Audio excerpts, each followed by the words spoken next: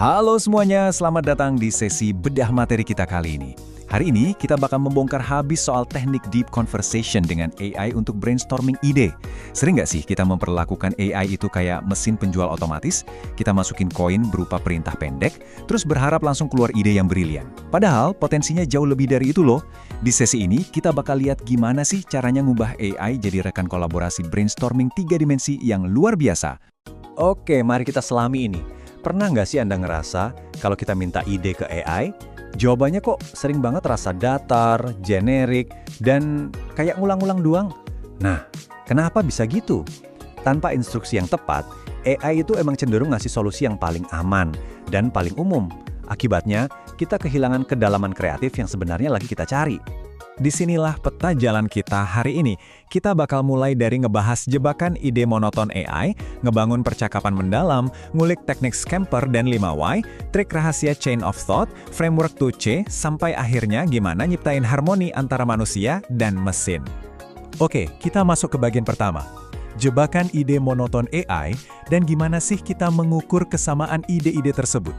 Coba perhatikan perbedaan visual ini.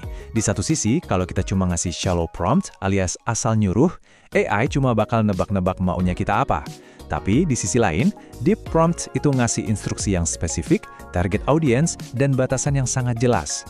Kayak yang udah banyak direkomendasikan, instruksi yang jelas sejak awal itu ibarat fondasi utama buat brainstorming yang efektif. Nah, ini yang paling menarik dari riset The Warren School. Lihat angka cosine similarity ini. Konsepnya simple, makin rendah angkanya, makin beragam idenya. Kalau kita cuma pakai perintah dasar AI, angkanya malah paling tinggi, di 0,377. Artinya, ide yang dihasilkan itu seragam banget dan kalah inovatif kalau dibandingin sama ide sekelompok manusia.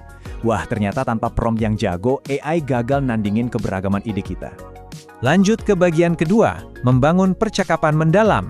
Saatnya kita jadikan AI sebagai rekan kolaborasi 3D kita. Bayangin deh, ruang kerja virtual yang dinamis banget kayak gini. Gini nih, seharusnya cara kita ngelihat AI. Bukan sebagai pengambil keputusan mutlak, tapi lebih ke sounding board atau papan pantul yang fleksibel.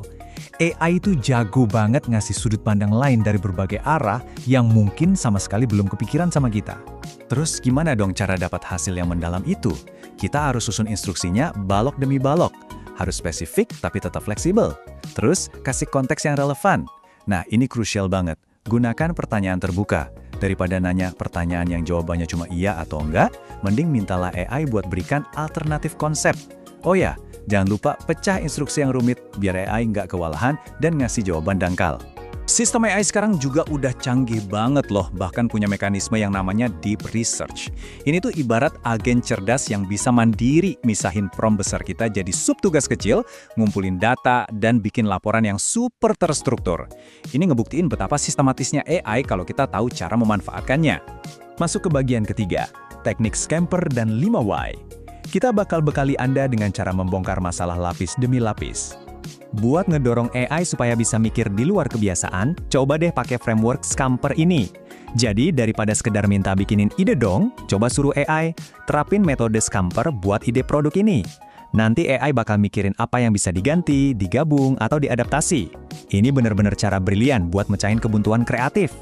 Selain Scamper, ada juga teknik 5 Whys atau 5 mengapa. Kedengarannya simple, tapi ngefek banget. Kita tinggal instruksiin AI buat nanya mengapa sampai 5 kali beruruntun. Tujuannya apa? Buat ngali jauh melewati gejala-gejala di permukaan dan nemuin akar masalah yang sebenarnya. Nah, ngomong-ngomong soal maksa AI keluar dari zona nyamannya, cobain deh trik-trik gokil dari Yutori ini. Suruh AI jadi devil's advocate buat ngehajar kelemahan ide kita secara brutal. Atau, pakai reverse brainstorming. Suruh AI mikirin cara bikin masalahnya makin parah, baru dibalik jadi solusi. Bahkan, kita bisa lempar kata pemicu acak alias random trigger words biar muncul koneksi ide yang gak terduga. Luar biasa mendalam kan? Sekarang kita di bagian keempat, trik rahasia Chain of Thought. Ini adalah cara level pro untuk melatih AI berpikir bertahap. Chain of Thought atau rantai pemikiran, ini intinya maksa AI kerja secara berurutan. Jangan cuma satu langkah, kita kasih 3 langkah. Langkah 1, hasilin 100 ide singkat. Langkah 2, buat ide-ide itu jadi liar dan beda banget satu sama lain.